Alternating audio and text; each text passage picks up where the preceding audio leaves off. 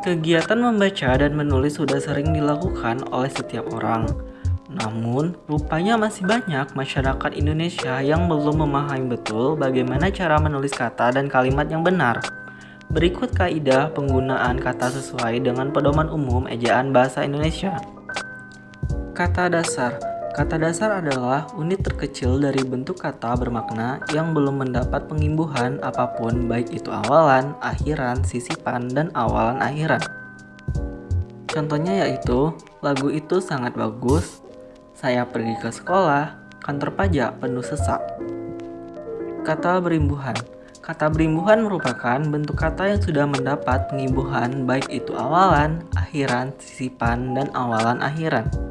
Contohnya, berjalan dan kata dasarnya jalan, kemauan, kata dasarnya mau, lukisan, kata dasarnya lukis. Bentuk ulang. Bentuk ulang adalah kata dasar yang mengalami pengulangan atau reduplikasi yang ditulis dengan menggunakan tanda hubung di antara unsur-unsurnya. Contohnya, anak-anak, biri-biri, cumi-cumi. Kata ulang ini termasuk ke dalam kata ulang dengan mengulang seluruh morfem. Lalu ada coret-coret, mondar-mandir. Kata ulang ini mengalami perubahan bunyi. Lalu ada berlari-lari, tergesa-gesa, berjalan-jalan. Kata ulang ini mengalami perimbuhan.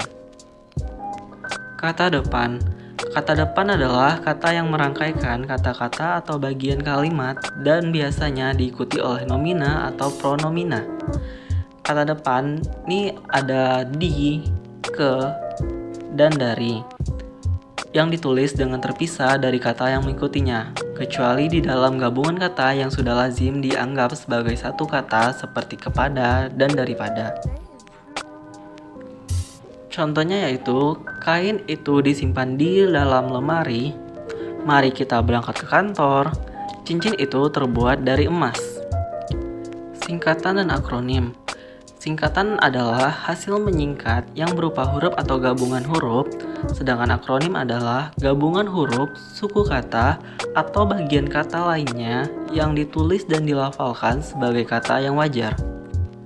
Untuk singkatan nama orang, gelar, sapaan, jabatan, atau pangkat diikuti dengan tanda titik pada setiap unsur singkatan itu.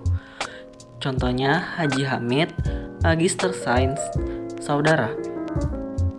Lalu ada juga singkatan yang terdiri atas 3 huruf atau lebih. Singkatan ini diikuti dengan tanda titik. Contohnya halaman, dan lain-lain, dan sebagainya. Untuk singkatan yang terdiri atas huruf awal setiap kata nama lembaga pemerintah dan ketatanegaraan, lembaga pendidikan, badan atau organisasi, serta nama dokumen resmi ditulis dengan huruf kapital tanpa tanda titik. Contohnya yaitu NKRI, Negara Kesatuan Republik Indonesia, UI, Universitas Indonesia. Lalu ada singkatan yang terdiri atas 2 huruf yang lazim dipakai dalam surat menyurat, masing-masing diikuti oleh tanda titik. Contohnya yaitu atas nama A.N. dengan alamat D.A. sampai dengan S.D. Untuk singkatan lambang kimia, satuan ukuran, takaran, timbangan, dan mata uang tidak diikuti tanda titik. Contohnya, kuprum, CU, sentimeter, cm, kilogram, kg. Lalu ada akronim. Untuk akronim nama diri yang terdiri atas huruf awal setiap kata ditulis dengan huruf kapital tanpa tanda titik.